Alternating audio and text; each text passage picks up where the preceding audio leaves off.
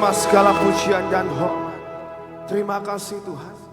Buat tiap kesempatan untuk kami boleh memuji dan menyembah Engkau Tuhan. Kami tahu Tuhan, Engkau ada di tengah-tengah kami. Dan Roh-Mu yang bergerak di antara kami Tuhan. Mari Tuhan saat ini Tuhan, Engkau nyatakan isi hatimu dan kerinduanmu pakai hamba-Mu. Untuk boleh menyampaikan apa yang menjadi kerinduan. Apa yang Engkau mau Tuhan. Biar semua yang bukan dari Engkau disingkirkan dari tempat ini. Disingkirkan dari hati kami Tuhan. Kami minta Roh Kudus Kau siapkan setiap hati kami. Untuk kami belum punya hati yang lembut dan mau diajar Tuhan. Buat kami belajar sesuatu pagi ini Tuhan. Terima kasih, terima kasih. Kami ucap syukur. Semua yang siap dan menerima kebenaran firman, mari semuanya katakan amin. Ya, silakan duduk semuanya. Berikan tepuk tangan dulu untuk teman-teman worshiper yang sudah melayani kita dengan luar biasa. Ya, teman-teman, hari ini tema yang akan saya bawakan adalah seek. Ya. Katakan sama-sama, seek. Seek ya, bukan stick ya. Ya, seek. Seek itu artinya apa sih? Seek di sini artinya adalah mencari. Katakan mencari. Mencari. Siapa yang mencari? Nanti kita akan bahas lebih lanjut. Ya. Sebelumnya saya akan cerita terlebih dahulu. Teman-teman, siapa di sini yang tahu untuk apa kita diciptakan oleh Tuhan? Coba angkat tangan. Ada yang bisa menjawab? Nanti dapat voucher makan loh. Biasanya anak muda kalau dikasih hadiah baru berani. Ya. Untuk apa kita diciptakan? Ada satu hal, siapa di sini yang percaya Tuhan sanggup melakukan segala sesuatu? Amin. Semuanya, tidak ada yang tidak bisa Tuhan lakukan. Betul? Tapi ada satu hal yang Tuhan tidak bisa lakukan. Apa itu? Pengen tahu nggak? Hal itu adalah menyembah dirinya sendiri. Saudara, Tuhan itu Tuhan yang senang dengan penyembahan. Tapi dia tidak bisa melakukan, dia menyembah diri sendiri.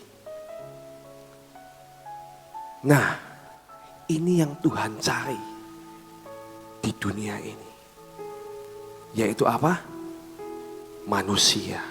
Dia ciptakan manusia. Untuk apa? Untuk menyembah dan menyukakan hati Tuhan. Ngerti ya di sini ya? Basicnya itu dulu. Untuk apa kita diciptakan? Untuk menyembah. Bahkan dari tempat ini saya dan Ci Sofi menciptakan sebuah lagu apa? Ku ada untuk menyembah. Ku ada untuk menyembah. Karena ini hakikat manusia. Ku ada untuk memujamu. Berikutnya apa? Ku dicipta. Ku dicipta tuh kagumimu. Untuk apa? Untuk bersandar di pelukanmu. Manusia memang diciptakan untuk menyembah Tuhan. Itu adalah satu-satunya pekerjaan yang tidak bisa dilakukan oleh Tuhan sendiri. Kita mau baca dulu. Dalam Yohanes 4 ayat 23, mungkin slide saya boleh mulai bisa ditampilkan. Yang kedua, saya pengen hari ini kita sama-sama belajar, jangan tegang. Kita mulai merenungkan, belajar akan firman Tuhan ya. Ya, di sini katakan Yohanes 4 ayat 23. dalam Amplified Bible. Kita mau baca sama-sama ya, 2, 3. But a time is coming and is already here when the true worshiper will worship the Father in spirit, dalam kurung, ini kalau dalam Amplified, from the heart, the inner self, and in truth, for the Father seek such people to be His worshiper. Dikatakan waktunya sudah tiba dan sekarang ini waktunya. Kapan? Sekarang. Bahwa apa? Penyembah-penyembah yang benar akan menyembah Bapa dalam roh dan kebenaran. Karena apa? Bapa yang di surga, garis bawahi, seeks such people to be His worshiper. Saudara, saya mau tanya, apa sih artinya worship? Oh, yang namanya worship itu kalau di sebuah ibadah itu adalah sebuah lagu lambat. Lagu yang menyentuh hati, lagu yang bisa membuat kita ini bahkan sampai menangis. Itu artinya worship. Apakah itu? Ya betul, saudara. Yang namanya lagu worship, lagu yang temponya lebih pelan, biasanya menyentuh perasaan, itu lagu worship. Kalau lagu praise, biasanya lagunya cepat. Ya. Tadi nyanyiannya apa? Haleluya. Itu lagu praise atau worship? Hah? Yakin lagu praise? Siapa di sini yang yakin lagu itu lagu praise? Haleluya, Kau ada dalam hatiku, takkan patah semangatku, takkan hilang kekuatanku. Aku praise bukan? Praise. Saya mau ngomong itu lagu worship. Kok bisa? Coba sama-sama ya. Angkat tanganmu ya.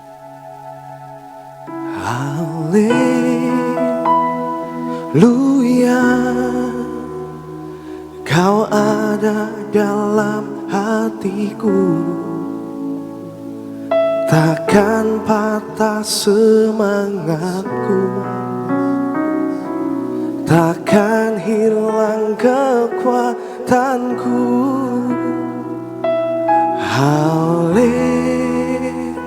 Coba lagu praise atau worship?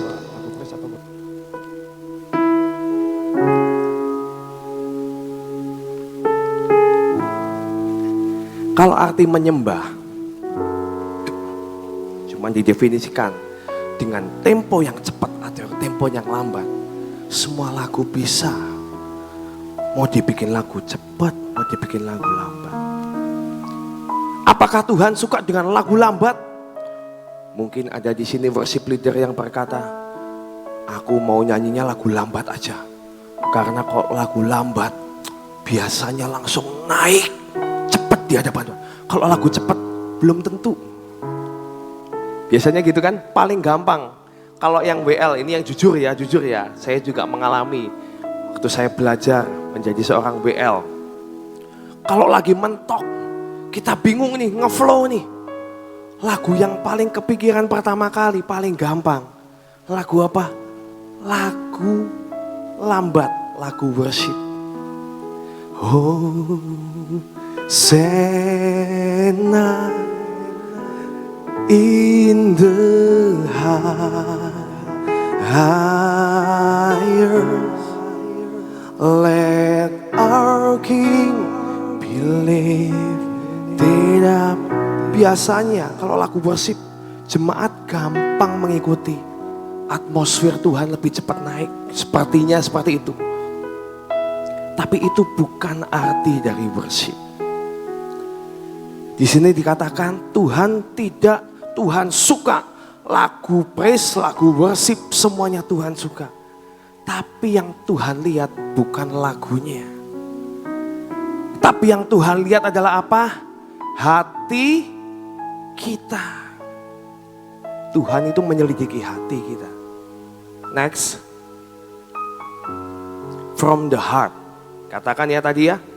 From the heart. Kalau kita tahu arti yang saya ketemukan di Google, apa artinya spirit, batin, inner self? Itu adalah apa? Roh itu adalah pusat atau inti hati. Yang pertama. Yang kedua adalah apa? Sesuatu yang tersembunyi. Saudara bisa lihat roh teman saudara nggak? Bisa lihat, coba dipandang dulu ke kiri kanan. Yang saudara lihat itu apa? Daging. Kita nggak bisa melihat roh seseorang. Tubuh manusia terdiri dari, ada gambar yang ini, body, soul, and spirit. Tubuh, jiwa, dan roh. Dalam Matius 26 ayat 41 dikatakan, berjaga-jagalah dan berdoalah, supaya kamu jangan jatuh dalam pencobaan. Roh memang penurut, tetapi daging lemah. Katakan, daging itu lemah. Daging itu lemah. Saudara, kalau ini kan kita kemarin disuruh puasa. Ya, kita ini akan melakukan puasa loh. Kalian juga harus ikut puasa. Karena waktu ibadah umum kemarin, gembala kita, Ibu Nani, dapat tentang financial freedom. Dan kita semua diajak, kita akan puasa 40 hari. Siapa di sini yang mau ikut puasa? Siapa yang gak ikut puasa? Siapa yang bingung puasa itu apa? Masih banyak yang gak ngangkat tangan. Ya, kita disuruh puasa. Aduh, yang namanya anak muda disuruh puasa. Gampang apa enggak? Budi, sering puasa gak Bud?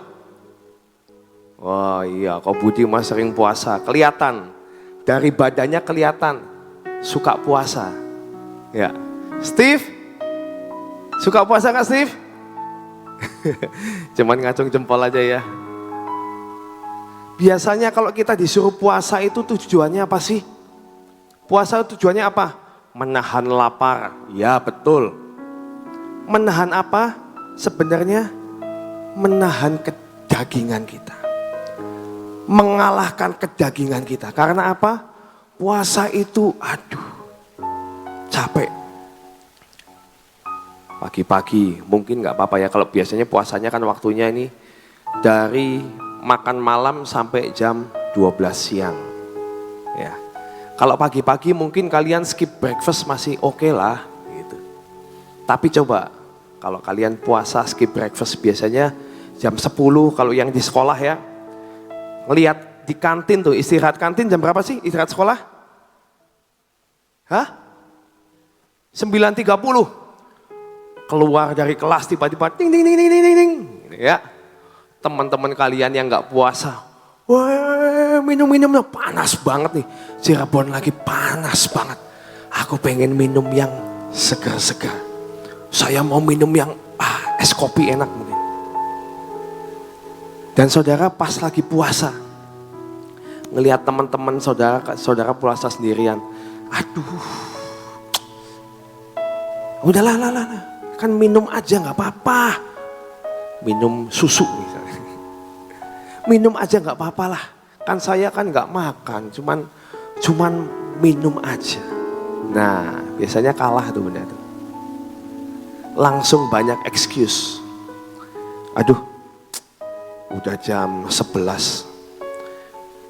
Kemarin itu disuruhnya bukanya jam 12, jam 1 malah. Jam 1. Tapi mulainya kan jam 9. Saya terakhir makan malam kemarin jam 7. Berarti kalau saya terakhir makan malam jam 7, dimajuin dong. Boleh, ini jam 11. Pas nih jam 11 nih, makan. Kira-kira boleh gak kayak gitu? Gak boleh. Namanya puasa itu mematikan daging. Daging ini lemah. Makanya daging ini paling gampang jatuh. Supaya kamu jangan jatuh ke dalam pencobaan. Roh memang penurut, tapi daging yang seringkali diserang lemah. Lapar mata.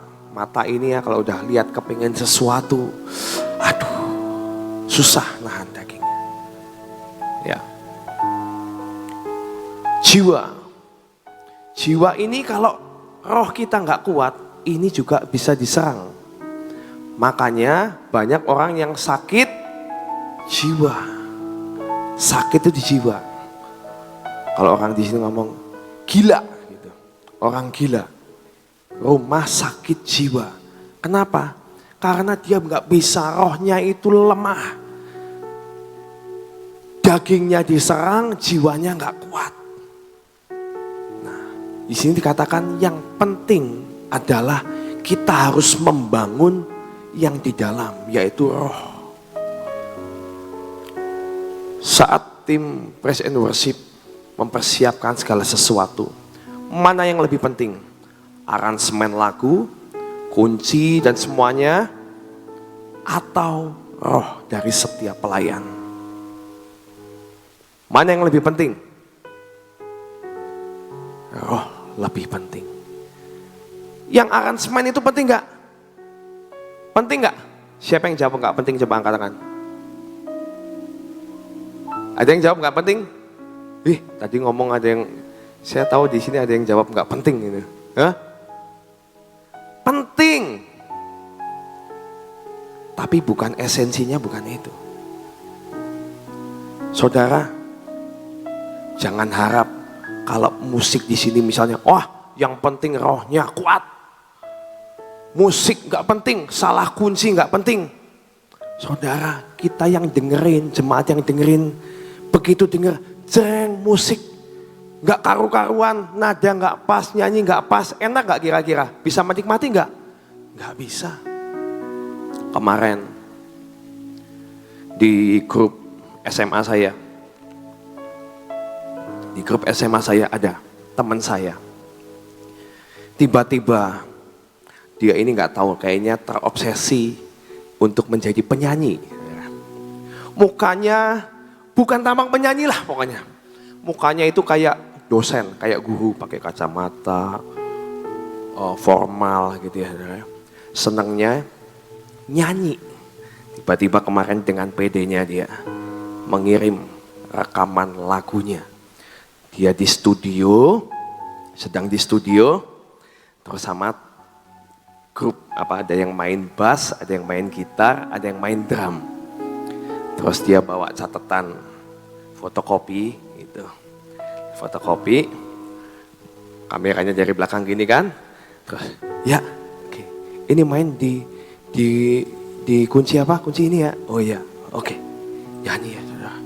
Saudara, itu yang namanya nyanyi lagu apa? Nyanyi lagu Dewa. Lagunya apa? Dia sebelum posting saya ngomong, ini saya lagi latihan, mau ikut lomba, katanya ada lomba 17-an. Nyanyi lagu apa kamu? Kita sih udah mau ketawa ya, tampangnya bukan tampang penyanyi. Saya mau nyanyi lagu Separuh Nafas dari Dewa.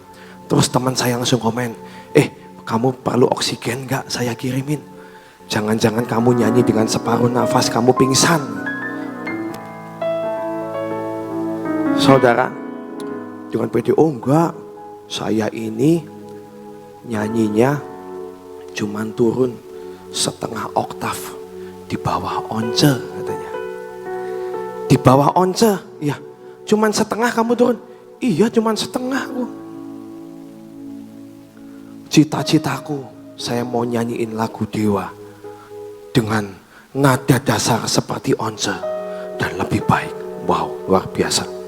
Saya ini jadi penasaran kan. Wih, ini teman saya ini kok ternyata bisa nyanyi kayaknya. Dia posting rekamannya. Begitu mulai ceng, nadanya salah. Udah gitu, teman saya ini ya, masih pegang buku. Masuk enggak, maju kena, mundur kena. Kok enggak masuk nih? mau masuk lagu aja nggak bisa. Nyanyi aja nggak pas. Mau ngalahin Once katanya. Saudara, nggak bisa dinikmati saudara. Orang dunia nggak bisa menikmati. Saudara ini pelayanan pengen apa sih? Pengen dipuji doang atau pengen menjangkau jiwa? Kalau pengen menjangkau jiwa harus bagus nggak? Di tempat ini harus lebih bagus dari yang sekuler. Sekuler itu artinya penyanyi-penyanyi yang ada di dunia ini. Kalau kita nggak bagus, kemasannya nggak bagus, itu juga nggak pas. Tapi yang lebih lagi, kemasan ini harus bagus, rohnya juga harus kuat. Kalian bisa nggak? Pernah nggak dengar pujian? Seolah-olah semuanya bagus, tapi kok rasanya kok tidak membuat roh kita ini nyamber. Ada orang yang nyanyi bagus, suara bagus, tidak fales. Tapi saat kita ada di sebuah gereja itu, terus kita ngerasa kok ini orang kayaknya nyanyi sendiri deh. Bukan nyanyi buat Tuhan deh.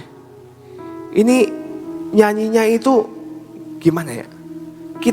Roh kita ini nggak bisa nyamber, nggak bisa klik. Itu namanya kita ini nyanyi seenak sendiri. Padahal kalau kita di sini menyembah Tuhan, itu nyembahnya hanya untuk Tuhan. Saya mau ingatkan setiap pelayan yang ada di tempat ini. Kalian jangan pernah merasa setiap penyembahan kalian, pernah dengar nggak biasanya?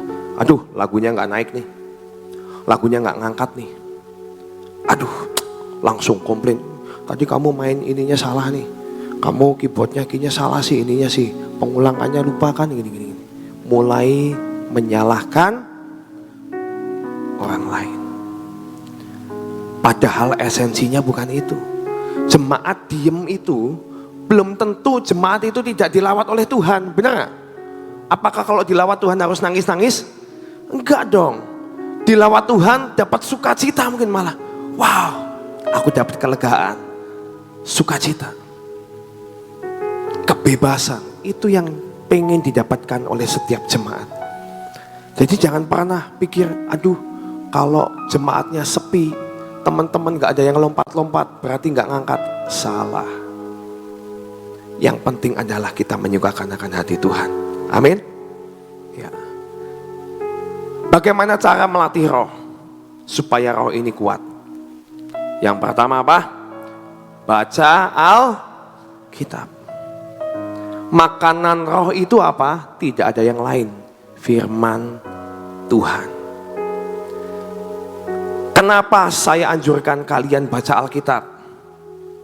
Kita ini senangnya, biasanya, sukanya itu daripada baca, udah aja dengerin khotbah, udah aja dengerin podcast, udah aja ngeliat YouTube aja banyak kok sekarang kok. Saya kasih tahu ya, bukannya nggak boleh. Itu kita dengerin khotbah, dengerin YouTube itu suplemen, bukan makanan. Kalau kamu sekarang saya suruh minum vitamin C, vitamin D, yang penting itu orang harus minum semua vitamin komplit. Misalnya multivitamin C, D supaya imunitas tubuh kita kuat. Udah, bisa nggak kita nggak makan nasi? Nggak bisa. Makanan pokok itu harus dimakan dulu, baru kamu minum suplemen. Kalau kamu cuma dengerin khotbah di tempat ini, yang penting saya hari Jumat tidak pernah bolos LG. Udah, baca Alkitab enggak, dengerin aja YouTube, dengerin renungan. Ingat ya, kalau renungan itu salah, penjabaran orang itu salah, ada kemungkinan enggak? Ada dong. Enggak semua orang itu istilahnya benar-benar ngerti. Kadang cuman asal comot. Oh ini ayat ini bagus, saya mau khotbahin gitu misalnya. Tapi tidak dengan pengertian. Kalau kita salah menangkap yang seperti itu kita bisa gampang diombang-ambingkan. Tapi kalau kita baca Alkitab, itu adalah firman kebenaran. Bahkan dikatakan tidak boleh ada satu orang pun yang menambahin atau menguranginya. Yang pertama itu apa? Baca Alkitab. Yang kedua apa? Yaitu suplemen. Kamu dengerin khotbah, dengerin lagu-lagu rohani, kamu datang ke PD, kamu bergereja, berjemaat, kalian ikut komsel, itu membangun roh kita. Dengan siapa kita bergaul, itu menentukan akan roh kita atau kedagingan kita yang muncul. Kalian kalau nggak percaya, kalian coba seminggu bergaul dengan orang yang suka, misalnya hobinya apa ya, badminton nih. Saya ini lagi senang badminton, saudara. Ya, bergaul dengan orang yang senang badminton, tiap hari yang diomongin badminton, dikirimin video tentang badminton, tentang raketnya, tentang sepatunya, tentang kaosnya dan lain sebagainya. Percayalah, dalam seminggu kamu pasti akan terpengaruh. Pasti minimal kamu ikut badminton sama saya lah. Nah, ini kalau kita tidak rajin mengisi yang namanya roh kita gampang diombang-ambingkan ya. Next.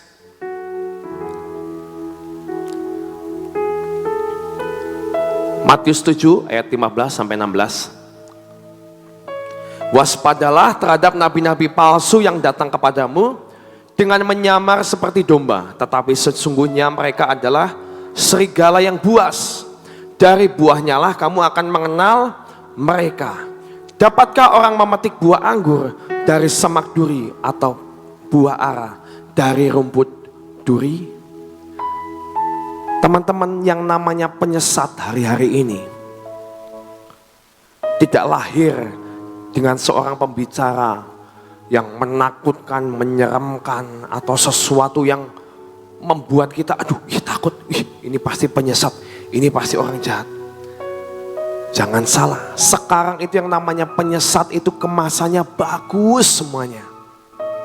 Apa contohnya kok? Film. Siapa di sini yang suka nonton film? Kalau kalian perhatikan beberapa tahun ini, film kartun aja, Walt Disney aja, atau film-film Disney aja, kalian perhatikan, mereka mulai menyisipkan yang namanya roh apa? Cinta sesama jenis. Kalian perhatikan. Nanti ada cowok sayang-sayangan sama cowok lagi. Cewek sayang-sayangan sama cewek lagi. Kalau kamu tidak tahu kebenarannya, habis kamu. Kamu akan digiring dengan sebuah opini bahwa itu gak apa-apa kok. Wajar. Bahkan yang bikin film adalah perusahaan yang terkenal. Oh, wajar dong. Bahkan di luar negeri, mereka sudah melegalkan yang namanya kamu kalau mau cowok nikah dengan cowok atau cewek nikah dengan cewek, gereja harus memberkati. Itu begitu parahnya roh penyesat itu. Kemasannya semuanya baik. Itu kan di luar negeri. Di Indonesia nggak ada. Saya kemarin baru baca sebuah WA. Ada sebuah sekolah di Jakarta. Kalian bisa dengerin podcastnya artis Indonesia terkenal yang selalu membahas tentang kekristenan, tentang agama. Kalian tahu. Dia berbicara gini, saya ini lagi nganterin anak saya ke sebuah sekolah ini. Tiba-tiba saya melihat di situ, dia ke WC, dan di WC itu ada lambang WC cowok, WC cewek, yang satunya lagi cewek cowok atau cewek garis miring cewek cowok, tidak ada gender. Loh, ini di Indonesia. Di Indonesia sudah ada. Langsung orang ini ngomong sama gurunya, loh itu kok saya lihat di WC seperti itu. Oh iya, kita ini membebaskan, menghargai hak setiap murid-murid ada di tempat ini. Mereka bebas memilih, kita tidak mau menghalang-halangi. What? Itu adalah penyesat di akhir zaman. Kalau kamu cuma dengar dari kata orang ngomong, ini nggak apa-apa nak. Cowok sama cowok, Adam dan Agus, itu biasa. Itu biasa. Terus kalian ngomong, tuh kan, kamu ngomong kebenaran itu dari mana? Ini dari guru saya ngomong nggak apa-apa kok. Itu kebenaran atau bukan? Tidak. Kebenaran yang sesungguhnya ada di firman Tuhan. Tuhan menciptakan Adam dan Agus, bukan kan? Adam dan Hawa, pria dan wanita. Mereka menjadi pasangan yang sepadan. Gak ada pernah Adam dan Agus sepadan, gak ada. Ya, makanya kalau kita mendengar sesuatu, kita harus filter dengan roh kita. Saya percaya saat kita menguatkan akan roh yang di dalam, kamu nanti bisa membedakan roh. Kita ketemu sama orang, ngomong sama orang, kita udah tahu. Waduh, ini saya kok mendetek sesuatu yang berbeda ya. Itu roh kita itu otomatis langsung nolak. Tapi kalau kamu yang di dalam roh itu gak kuat, kamu ketemu orang model apa aja, kamu terima serep semuanya. Yang ada apa? Jiwa kamu pusing. Bisa sakit jiwa. Yang satu ngomong boleh, yang satu ngomong gak boleh. Yang ini ngomong A, yang ini ngomong B. Padahal topiknya ini yang sama. Pusing saya, udahlah, gila. Kita harus menguatkan yang di dalam roh itu, harus kuat. Amin. Ya, harus baca Alkitab supaya kita tidak mudah disesatkan.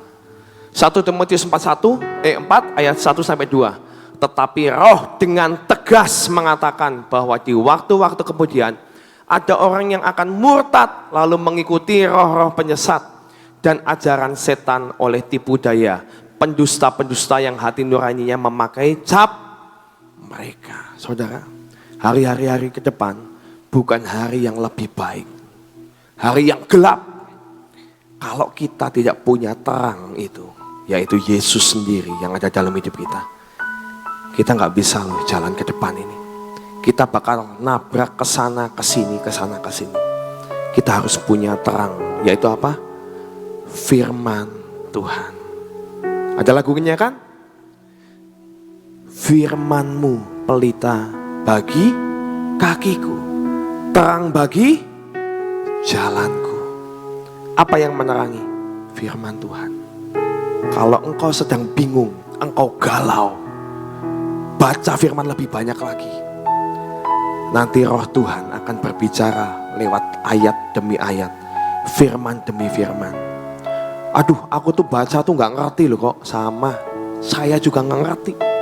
Saya waktu pertama kali disuruh baca Alkitab, baca. Wah, pertama enak dong kalau Kejadian, Keluaran ya.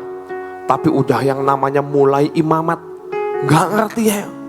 Aduh, ngantuk, baca sekian, bingung. Yang ada berapa hasta, bait Allah panjangnya sekian, tingginya sekian. Aduh, pusing, nggak ngerti. Tapi saya mau kasih tahu, baca aja. Nggak ngerti, nggak apa-apa, baca aja. Kayak obat tidur dong kalau saya nggak apa-apa, baca aja. Nanti suatu saat ketika engkau menghadapi sebuah persoalan, sebuah pergumulan, tidak selamanya kita bersama-sama. Nanti kalau kalian sudah gede, kalian mungkin ada yang sekolah di luar kota, kalian mungkin seorang diri. Di sini teman-teman yang pernah kuliah di luar kota pasti merasakan, aduh nggak ada teman. Kok kayak rasanya kok cuman saya sendiri ya ini yang suka ke gereja ya, yang lain nggak pernah, sukanya main gitu. Kalau kamu nggak kuat, kamu akan kebawa. Nih di sini ada Ko Hizkia. Ko Hizkia sekarang tinggalnya di Eropa. Hebat. Pernah ngimpi His? Ngimpi dia bermimpi karena dapat firman. Dia tinggal di Eropa.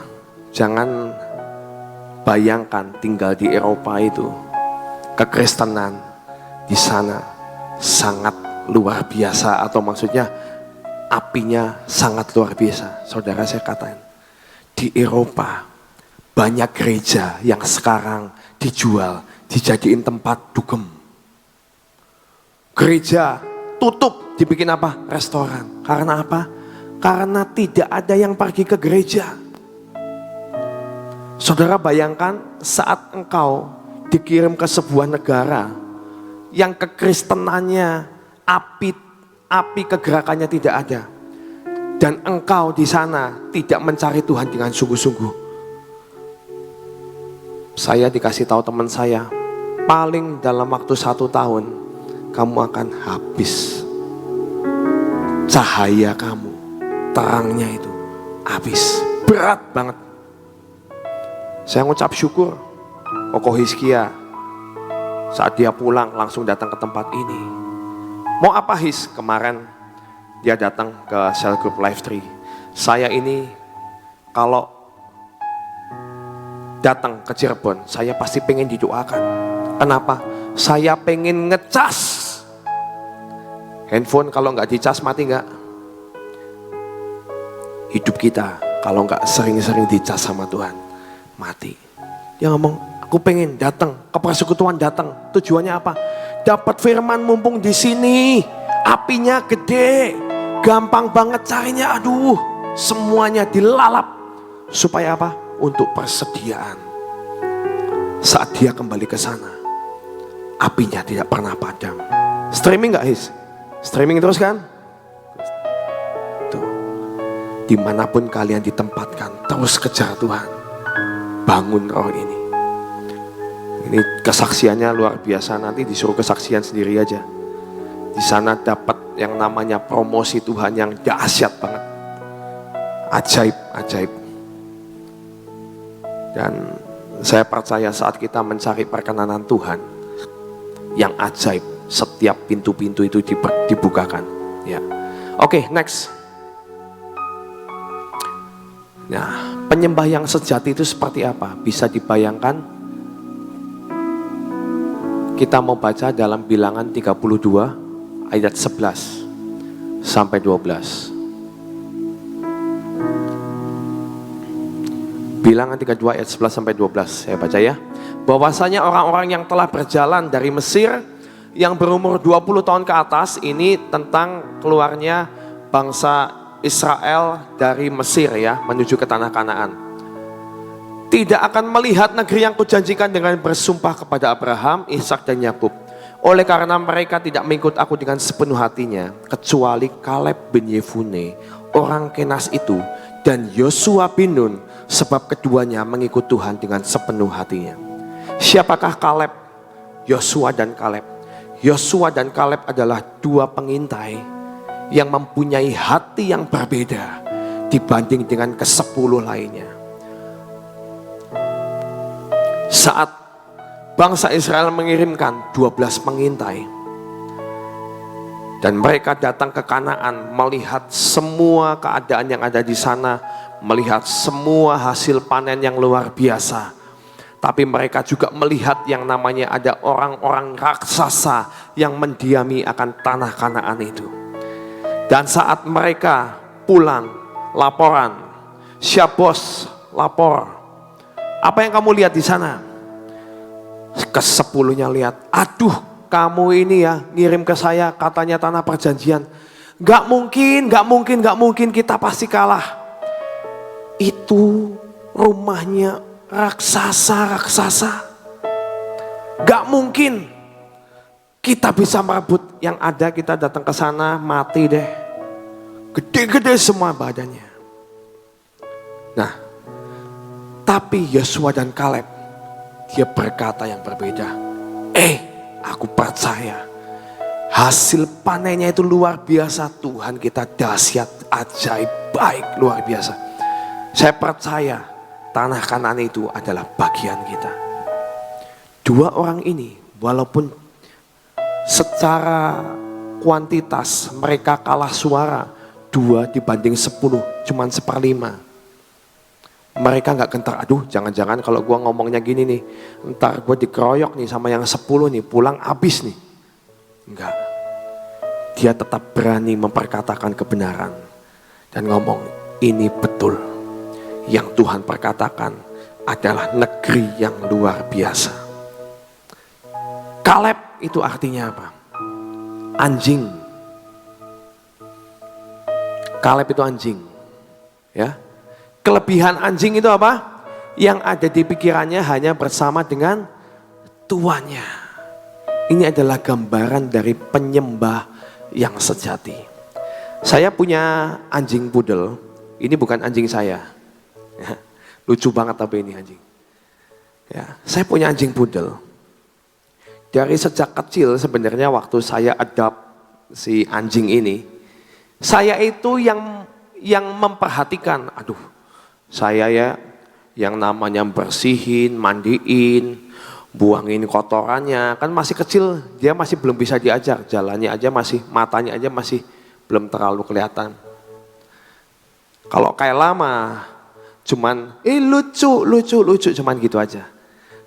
Kalau disuruh bersihin kotorannya, papa aja. Nakal ya. Anjing ini lucu banget dipelihara.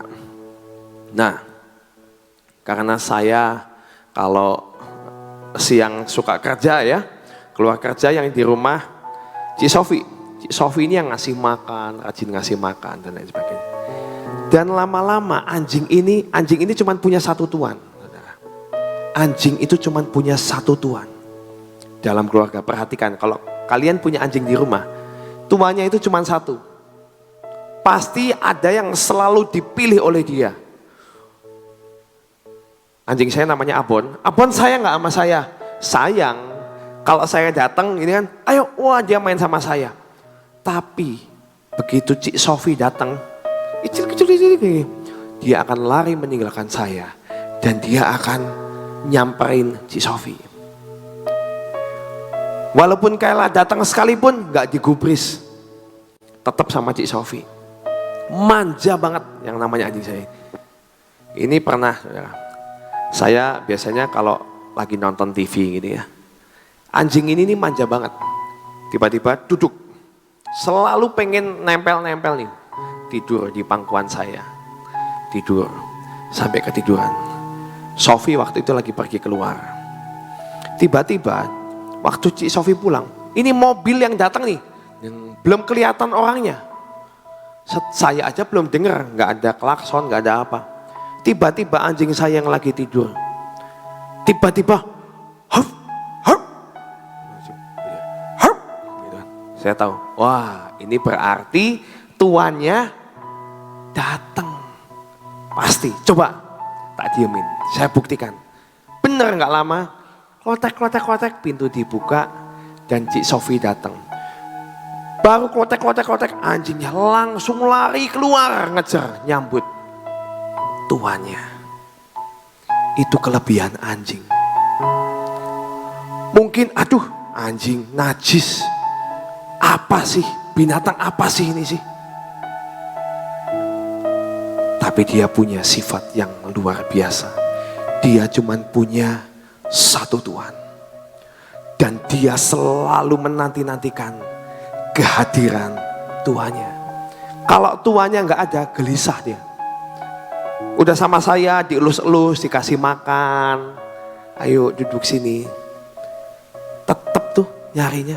Kalau ada Cik Sofi kalah saya udah. Langsung saya ancam, awas ya Bon ya. Kamu ya kalau nggak kesini ya sekarang ya, nggak tak kasih makan loh nanti lo. Pagi-pagi nggak tak bukain pintu loh. Diancam juga nggak bisa saudara. Dia tetap punya satu Tuhan. Inilah yang namanya Kaleb. Apakah kita punya hati seperti Kaleb? Penyembah yang sejati. Dia nggak mikirin yang lain. Yang ada di otaknya itu cuman apa? Tuannya. Yang ada di otaknya menyenangkan Tuannya. Yang ada di otaknya menanti-nantikan Tuannya. Gak ada yang lain. Gak ada ngomong, aduh capek ya. Ini aku lagi ngantuk lah, udahlah Tuanku datang, udahlah biarin lah. Aku lagi tidur. Enggak pernah. Sengantuk-ngantuknya apa? Dia pasti bangun, lari kejar, cari Tuannya. Itu adalah kesukaannya. Teman-teman, kalau kamu pengen jadi penyembah yang sejati, kamu harus punya sifat ini. Dimanapun kau berada, saat mungkin kamu sedang mengalami hal-hal yang gak enak, seolah-olah kamu itu, aduh ini kok masalah keluargaku ada aja. Mungkin belum bisa bayar uang sekolah lah, boro-boro mau sekolah, ngelanjutin kuliah, buat makan aja pas-pasan. Apakah saat itu engkau mulai menyalahkan Tuhan? Gak adil Tuhan. Menyalahkan keadaan. Atau engkau tetap memilih untuk menyembah dan bersyukur kepada Tuhan. Dan engkau tetap mengatakan, Tuhan, apapun yang terjadi, aku tetap memilih Engkau lebih dari segalanya. Saudara, penyembahan yang sejati saat kita bisa menyembah Tuhan dalam kondisi apapun, itu akan menarik yang namanya favor of God. Next slide. 2 terakhir, tolong. Next.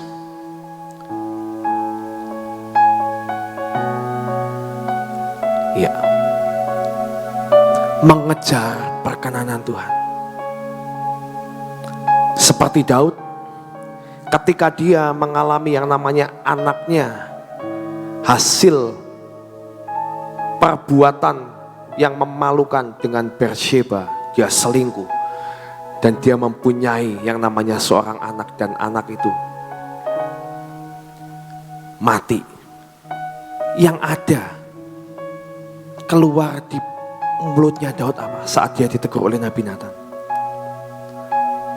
Dikatakan Daud tidak mengeles atau Daud tidak memungkiri saat Nabi Nathan ngomong, kamu ini dosa.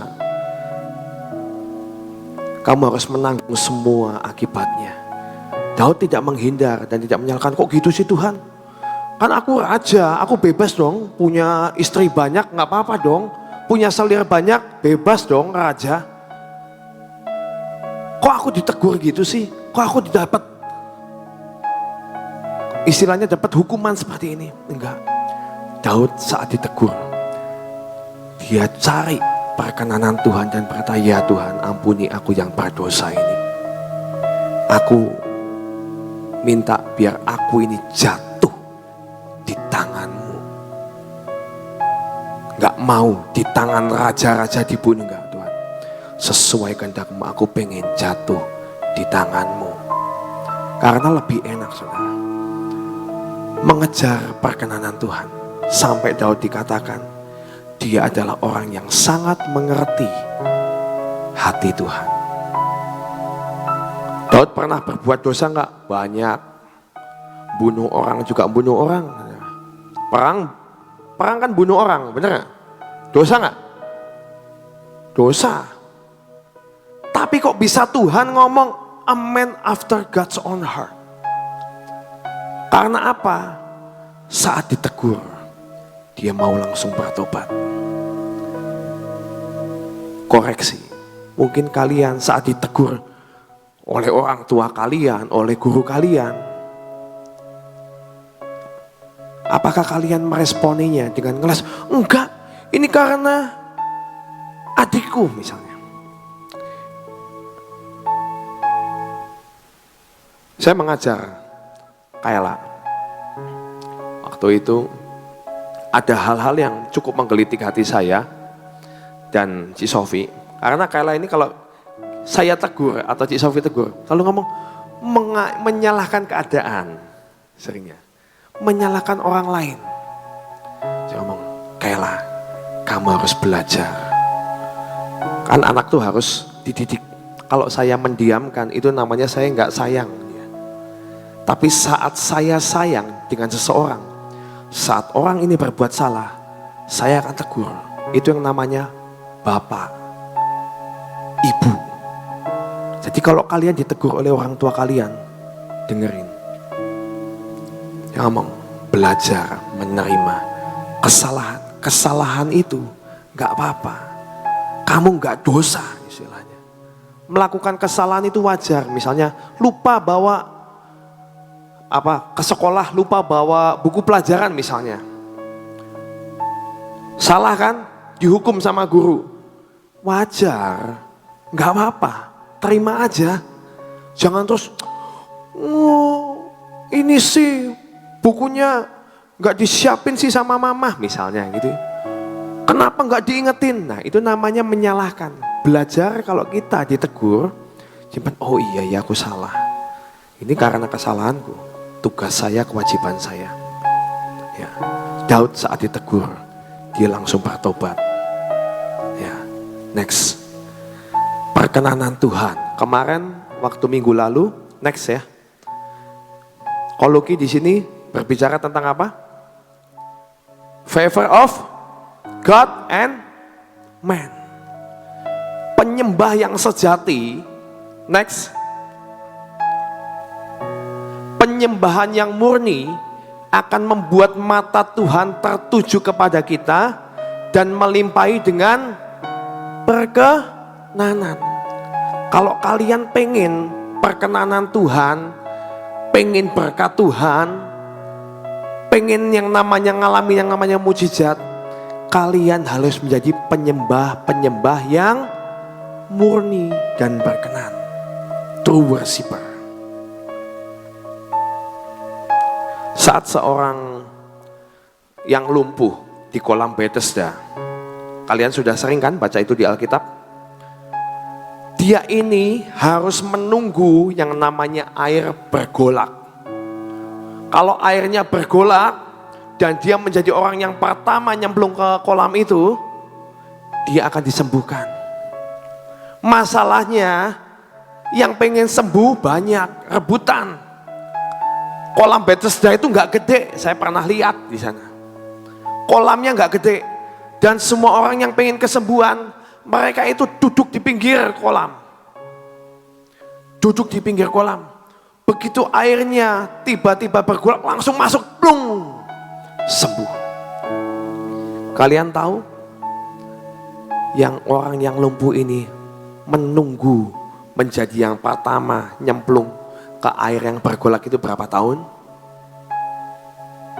2 tahun? 3 tahun?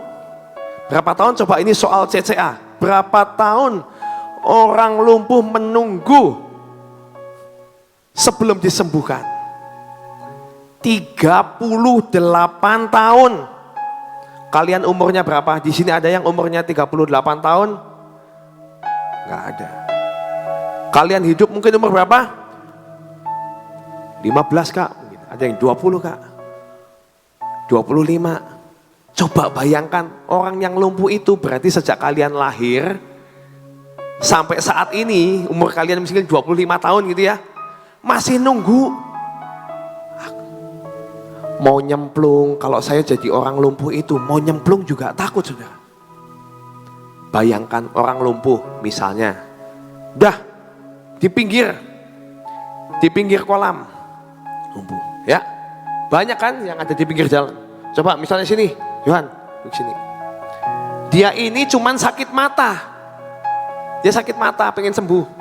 Duduk sini. Dia cuman sakit mata, pengen sembuh. Saya lumpuh. Ya. Terus nunggu air bergolak. Begitu air tiba-tiba bergolak, yang kaki dia kan sempurna, ya kan?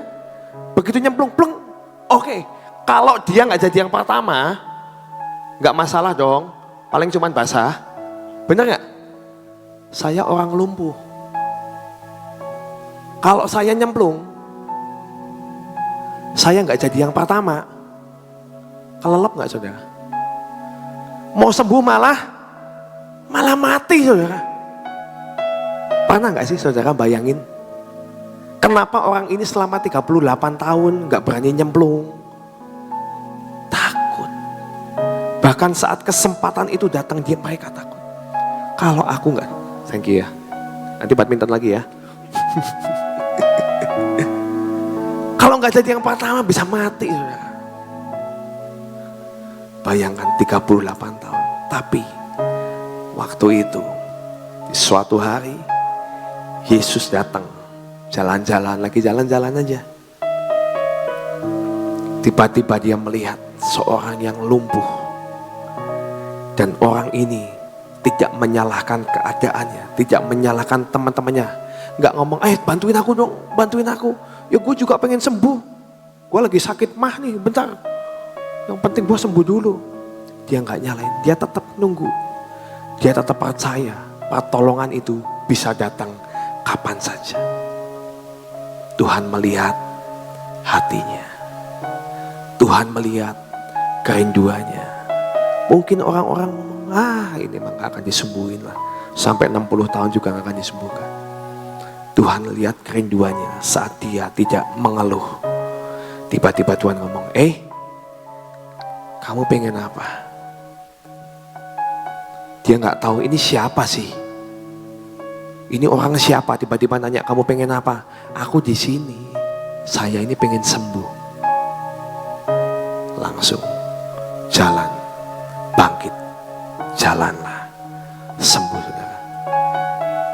Ketika perkenanan Tuhan terulur, mungkin kamu punya kerinduan. Saya pengen sekolah, kuliah kok. Mungkin.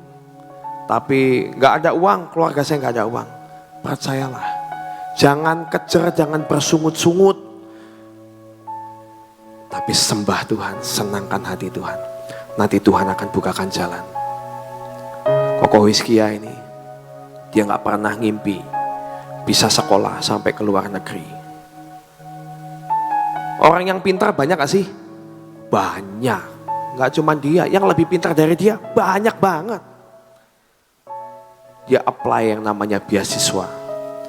Waktu itu pertama kali ditolak, mau beasiswa ke Kanada, dia sudah apply, ditolak. Padahal janji Tuhan ngomong, kamu nanti akan sekolah di luar negeri. Saat ditolak kecewa nggak? Kecewa nggak Is? Ada dong kecewa, yang namanya manusia. Ya, daging itu lemah. Wajar namanya kegagalan, kecewa. Tapi dia tidak mau terpuruk dengan kekecewaannya. Dia terus fight, berjuang, sekolah S1, hampir selesai, diingatkan lagi oleh Tuhan. Jatah kamu ya, kuliah di luar negeri. Ada uang nggak? Nggak ada uang. Mamanya pernah nunjukin, saya sampai pengen nangis melihat kos-kosannya Hizkia di Semarang.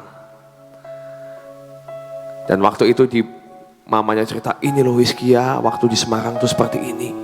Sekarang diterima dia di Polandia dengan beasiswa, dikasih flat apartemen yang luar biasa bagusnya kayak hotel. Itu saya yang ngeliat aja pengen nangis. Wow, favor of God. Kalau perkenanan Tuhan sudah turun, wow, pintu terbuka. Gak berhenti di situ. Nanti suruh kesaksian sendiri. Dia sekarang menikmati yang namanya favor of God itu terus. Tapi saya mau ngomong sama kamu, Is. Jangan berhenti, jangan puas. Kamu harus terus cari Tuhan. Cari perkenanan Tuhan. Karena pintu-pintu yang akan dibukakan yang lebih banyak. Teman-teman, siapa di sini yang mau dan rindu mencari atau menjadi seorang penyembah yang sejati? Saya mau ajak kita bangkit berdiri. Apapun keadaanmu, apapun pergumulanmu, tetap memilih untuk menyukakan hati Tuhan. Amin. Tadi nyanyikan lagu terakhir.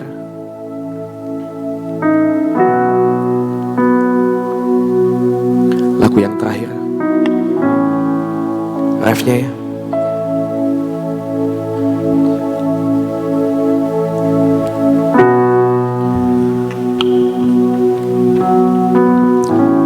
Penyembahan bukan tentang lagu cepat, bukan tentang lagu pelan, bukan tentang lagu. Tapi penyembahan itu harus keluar dari hatimu yang terdalam. Ketika engkau mempunyai roh yang kuat dan engkau menyembah, menyanyikan sebuah lagu untuk menyenangkan hatinya, maka perkenanan Tuhan akan terulur. Dalam sekejap hidupmu bisa berubah seperti orang yang lumpuh tadi. Mungkin hidupmu hari-harinya lumpuh, mau apa-apa gak bisa. Rasanya semuanya tertutup. Semuanya tertutup. Kesempatan-kesempatan ditutup. Tapi saat engkau mencari wajahnya, saat engkau mencari perkenanannya, dalam sekejap Tuhan sanggup mengubahkan keadaannya. Mari nyanyikan dengan iman kita. Hadirmu dalam hidupku, membawa sembahku, membawa sembahku, menyatakan kebesaranmu, mengejar hadirmu di dalam hidupku, mengejarmu Tuhan. Hanya perkenananmu yang kami mau, Bapa. Ampuni setiap kami. Kalau mungkin kami masih menyembah-Mu, hanya jangan tubuh kami, hanya sampai di jiwa kami, tapi kami tidak menyembah dalam roh. Mari Tuhan, pulihkan kami. Mata Tuhan mencari penyembah-penyembah yang sejati. Matanya selalu mencari, sebab Tuhan menciptakan manusia untuk menyembah, tidak peduli dengan situasi, tidak peduli dengan keadaan. Sembah Tuhan, sembah Dia,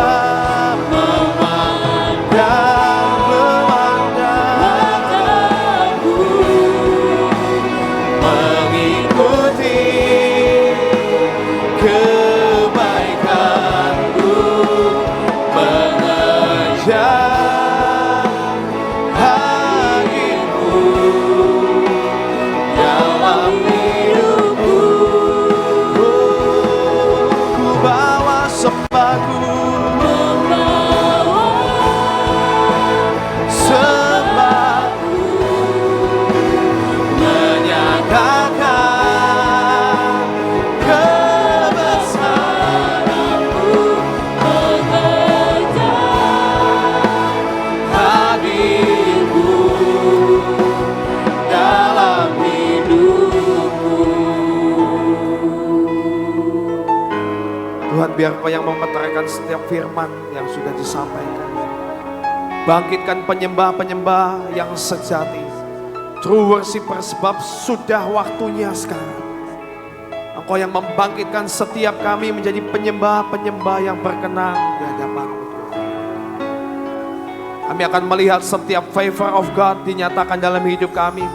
Kami mau berdoa setiap saat ini Tuhan untuk setiap kami yang mempunyai pergumulan. Kami mau berdoa Tuhan biar Kau terus pegang akan hidupnya. Engkau yang kuatkan, yang iman yang sedang letih dan lesu dibangkitkan di dalam nama Tuhan Yesus. Kami berdoa pertolongan-Mu sempurna Tuhan. Engkau Tuhan Immanuel, Engkau yang setia, Engkau yang menyertai di sepanjang kehidupan kami.